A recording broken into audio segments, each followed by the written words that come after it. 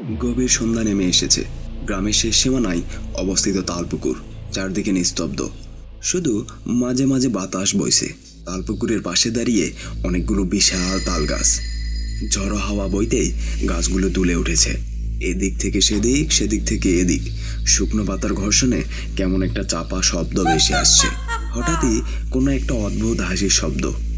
চাঁদের আলোয় দেখা যায় একটা ডাইনি এক তাল গাছের মাথা থেকে আরেক তাল গাছের মাথায় লাফিয়ে যাচ্ছে।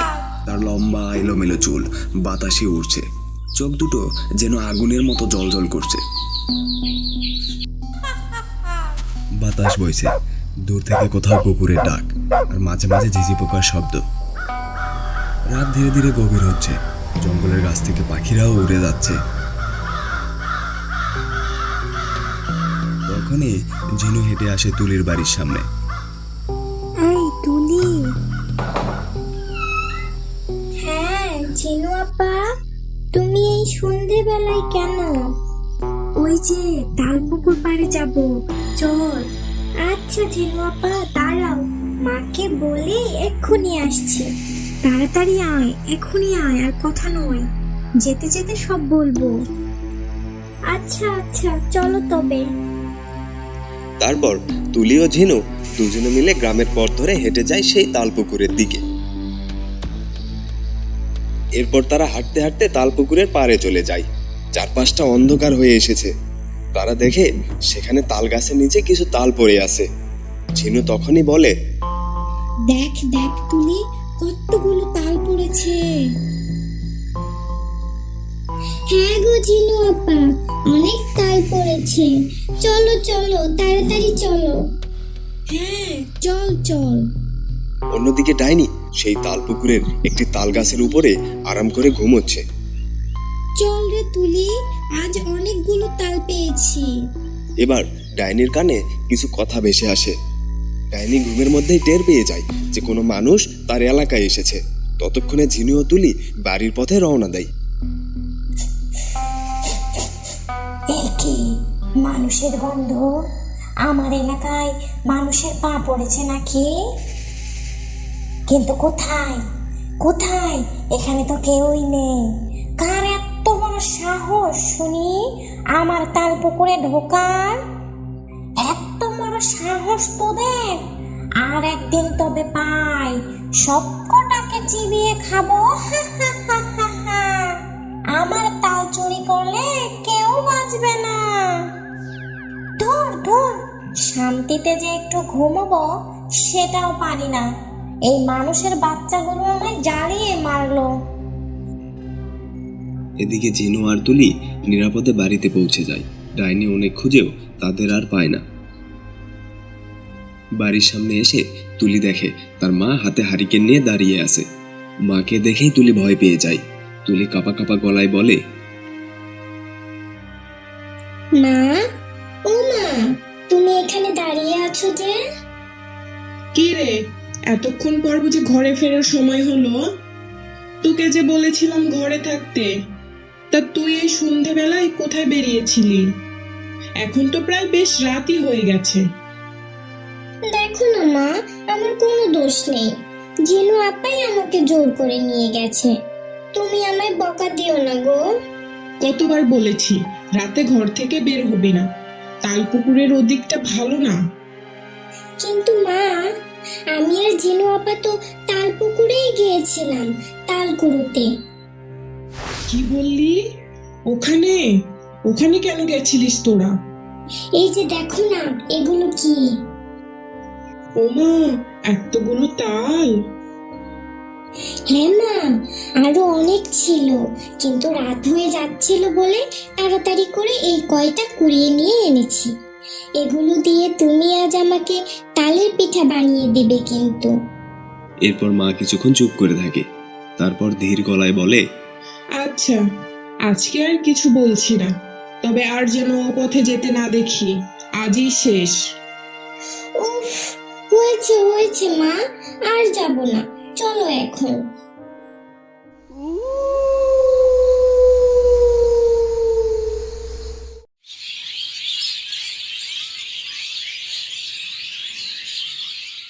পরদিন সকাল।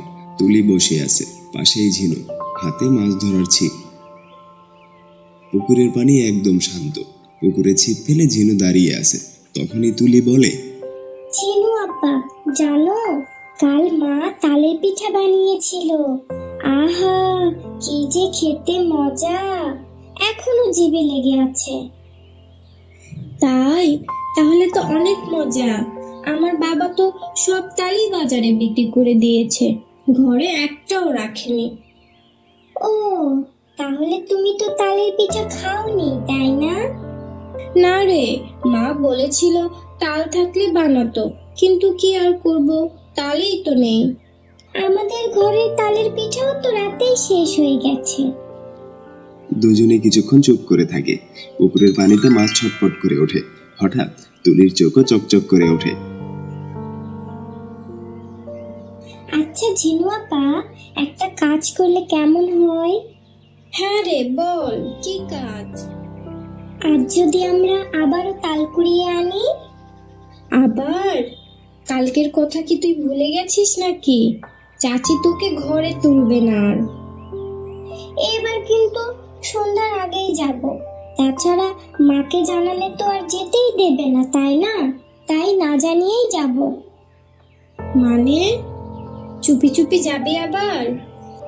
হ্যাঁ, তুমি সন্ধ্যেবেলায় এসো, আমি বাড়ি থেকে বের হব অজুহাত দিয়ে। তাড়াতাড়ি তাল কুড়িয়েই চলে আসবো। তাল পুকুরটা কিন্তু ভালো জায়গা না তুলি। তুমি চিন্তা করো না ঝিনু আপা, কাল তোমায় আমি তালের পিঠা খাওয়াবো। আচ্ছা ঠিক আছে, কিন্তু বেশি দেরি করব না। সন্ধ্যা নামতে শুরু করেছে। আকাশটাও লালচে হয়ে আছে। পাখিরাও তাদের ঘরে ফিরছে।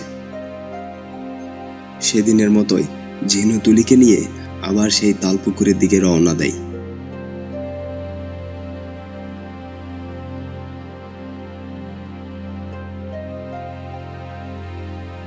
দেখো দেখো ঝিনু আপা, কত বড় বড় তাল পড়ে আছে আজ, একদম পাকা পাকা। সত্যি রে, কালকের চেয়েও বেশি মনে হচ্ছে। এই তাল দিয়ে পিঠা বানালে কি যে মজা হবে। গরম গরম তালের পিঠা, উপরে একটু গুড় দিলে আহ, কি যে মজা। তুই তো শুধু পিঠার কথাই ভাবিস, আমার তো একটাও খাওয়া হয়নি। আজ যদি কিছু তাল নিয়ে যেতে পারি, মাকে বলবো অবশ্যই পিঠা বানাই দিতে। না না গো, তুমি আমার বাড়িতে এসো, আমার মা অনেক মজা করে পিঠা বানায়। আচ্ছা আচ্ছা, তাই করব। এরপর তারা একটার পর একটা তাল কুড়িয়ে ব্যাগে ভরতে থাকে। হাসি, গল্প আর পিঠার কথা সব মিলিয়ে সময়টা কেটে যাচ্ছে। তারা নিজেরাও বুঝতে পারছে না। কিন্তু ঠিক তখনই তাল গাছের অনেক উপরে একটা ডালে বসে আছে ডাইনি। ওরা কেউ খেয়ালই করেনি ডাইনি তাদের দিকে তাকিয়ে আছে। কিরে, আজ আবার চিল্লা পাল্লা কে করছে? ওহো, আজ তোরা আবার এসেছিস। আজ পেয়েছি তোদের। দুটোর গলা যদি আজ না মটকায়, তবে আমার নামও আর ডাইনি না। হা হা হা হা হা। একটু হা হা হি হি করে নে, আজই তোদের শেষ দিন। কিন্তু কিন্তু মেয়েগুলো কি নিয়ে এত গল্প করছে? আচ্ছা, আমার কানটা একটু খাড়া করে শুনি তো। ডাইনি তার লম্বা কান দুটো আরো খাড়া করে দেয়। বাতাসের ভেতর দিয়ে কথাগুলো আরো পরিষ্কারভাবে আসে। চিনু আপা, এবার পিঠায় যদি একটু নারকেল দেই, তাহলে কিন্তু আরো ভালো হবে। হ্যাঁ রে, আর যদি একটু বেশি করে গুড় দেওয়া হয়, তাহলে কিন্তু আরো মজা লাগবে। এই কথা শোনা মাত্রই ডাইনির মুখে পানি চলে আসে। ডাইনি কিছুক্ষণ চিন্তা করে, তারপর তার চোখে এক ভয়ঙ্কর বুদ্ধির ঝিলিক দেখা দেয়। পিঠা, তালের পিঠা, আমি তো সেই কবে খেয়েছিলাম, মরার পর আর খেতেই পারিনি। ওদের কথা শুনে তো আরো লোভ সামলাতে পারছি না। না না, এখনই এদের মারা যাবে না। একটা মেয়েকে বরং গাছে বেঁধে রাখি। এই ছোটটাকেই ভালো হবে। ডাইনি নিচের দিকে তাকিয়ে তুলির উপর চোখ স্থির করে। তুলি, এই তুলি, পালা পালা পালা এক্ষুনি। কি রে, এতক্ষণ তো খুব হাই হি করছিলি, এখন চুপ কেন? হ্যাঁ, আমায় ছেড়ে দাও, আমি আর কখনো আসবো না এদিকে। জিনু আপা, আমায় রেখে যেও না।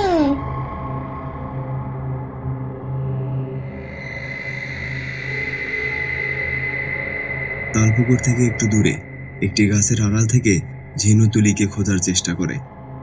সে সেখান থেকে লুকিয়ে লুকিয়ে দেখতে থাকে। ঝিনুর মনে অনেক ভয়, কি হবে কিছুই বুঝতে পারছে না সে। তার একটু পরেই দেখা যায় তুলি ফিরে আসছে। কি গো, ভয় পেয়েছো নাকি? তুই তুই এখানে? আল্লাহ, আমি যে কি ভয়টাই পেয়েছি। আর ভয় পেতে হবে না, দেখো আমি তুলি তোমার সামনে দাঁড়িয়ে আছি। কিন্তু তুলি, তোর সামনে যে ডাইনি এসেছিল, তুই সেখান থেকে পালিয়ে এলি কিভাবে? ওভাবেই। সেসব কথা ছাড়ো তো এখন, চলো তাড়াতাড়ি, তালের পিঠা খাবো আমি। আর যে আর তোর সইছে না, চলো চলো। আচ্ছা, চল তবে।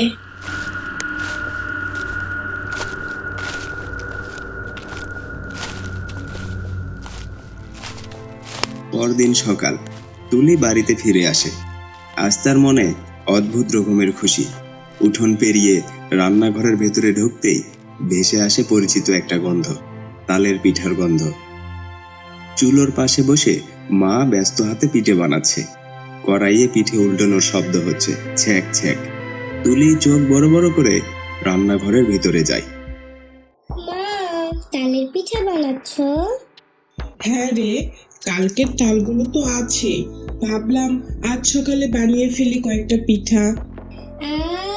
কি যে মজা মা, কতদিন তালের পিঠা খাইনি। কি বলছিস এগুলো? গতকাল রাতেই না তোকে পিঠা বানিয়ে দিলাম, সবগুলো তো খেয়ে নিলি। তো তো তো কি হয়েছে? মনে হচ্ছে যেন অনেক দিন খাইনি। তোমার হাতের পিঠা আলাদা রকম মজা মা। বাবা, তুলি, তুই তো দেখছি খুবই পিঠা প্রেমী হয়ে গেছিস।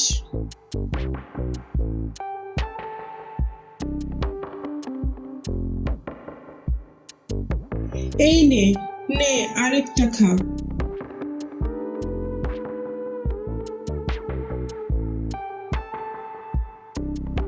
কি রে, তুই সব পিঠাই খেয়ে ফেললি যে?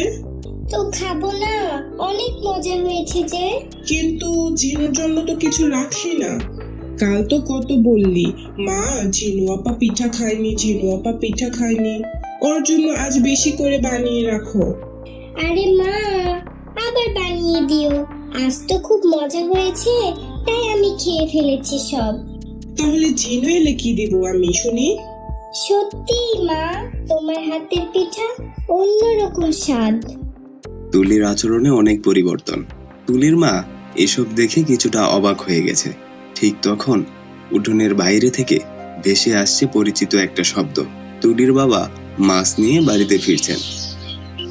মাছের গন্ধটা বাতাসে ছড়িয়ে পড়েছে। তুলির নাকে গিয়েও গন্ধটা লাগে। হঠাৎই তুলি উত্তেজিত হয়ে যায়। সে তড়িঘড়ি করে বাবার দিকে ছুটে যায়। মাছ? বাবা, তুমি মাছ এনেছো?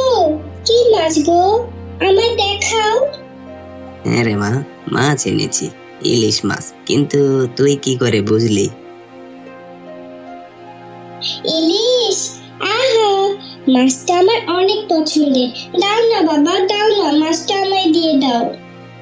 তুলি তো আগে মাছ খেতে চাইতো না, আজ এমন করছে কেন? কি রে তুলি, তুই তো মাছ পছন্দ করতিস না, এখন মাছ খাওয়ার জন্য এমন পাগলামি করছিস কেন? আগে খাইনি তো কি হয়েছে, এখন খাবো, খুব খেতে ইচ্ছে করছে। এমন করে কথা বলছিস কেন? গতকাল থেকে এ কেমন আচরণ তোর? তুমি চুপ করো তো মা, মাছটা আমাকে দাও, আজ আমি একটু মচমচে করে ভেজে খাবো, খুব মচমচে। আমার মেয়ের এ কেমন পরিবর্তন! কাল পিঠা, আজ মাছ, এত লোভ আগে তো কখনো দেখিনি। তাও নিজে রান্না করতে গেছে। না, আমাকে ব্যাপারটা দেখতে হবে। তুলি ঘরে ঘুমাচ্ছিল। তুলির মা ঘরে ঢুকেই তুলির হাতে একটা তাবিজ বেঁধে দেয়। তখনই তুলির আর্তনাদ শুরু হয়। তুলি এপাশ ওপাশ করে ছুটতে থাকে। জ্বলে গেল, পুড়ে গেল, আমার পুরো শরীর জ্বলছে। কি দিলি তুই আমার হাতে? এক্ষুনি খুলে দে। কেমন লাগছে এখন ডাইনি? খুব তো তোর পিঠে খাওয়ার শখ, তাই না? তোকে আমি শেষ করে দিব। এক্ষুনি খোল বলছি, ছাড় বলছি, আমায় ছেড়ে দে। তুই আগে আমার মেয়েকে ছেড়ে দে। আমার সহজ সরল মেয়েটাকে তুই কোথায় লুকিয়ে রেখেছিস? তোর মেয়ে কেন যায় আমার তাল পুকুরে? ওইটা আমার জায়গা, তারা জানে না। ওরা ছোট মেয়ে, বোঝেনি। তার জন্য তুই এরকম ক্ষতি করবি আমার মেয়ের? ছেড়ে দে আমার মেয়েটাকে। বেশ, তবে আমার হাতের এটা খুলে দে, আমি তোর মেয়েকে ছেড়ে দেব। এইবারের মতো ওদের ক্ষমা করে দে তুই। আমার মেয়ের আবার কোনো ক্ষতি করিসনি তো তুই? না, আমি ওর কোনো ক্ষতি করিনি। আমি আমার গাছে ওকে বেঁধে রেখেছি। তবে শোন, তোর হাতের পিঠা অনেক মজা। তুই আমায় মাঝে মাঝে পিঠা বানিয়ে দিবি তো? হ্যাঁ, ঠিক আছে ঠিক আছে, দিব এবার থেকে।